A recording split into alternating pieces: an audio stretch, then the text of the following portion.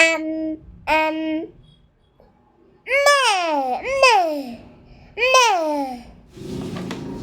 Ano yung iba?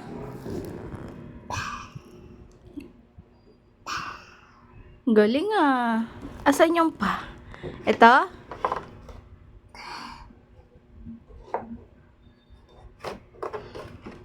Ba, Ito oh. Ba.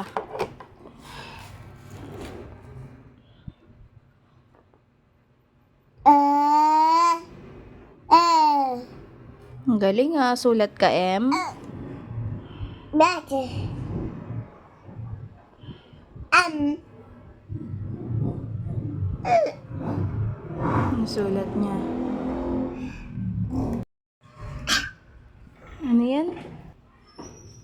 Yan. Pwede rin itong table niya ng chairs for study.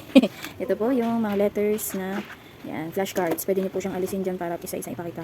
Pwede na rin po siyang for writing o may instruction siya kung paano isulat. Yan. Hanggang Z and may pronunciation po siya. No? Yan. A for A. B is for B. B. C is for K. Yan. Very good si Kaden. No? Turuan ka na ni mami niyan ha. Galing ah. Oh, susulat na nga siya oh. Oh, right, letter E.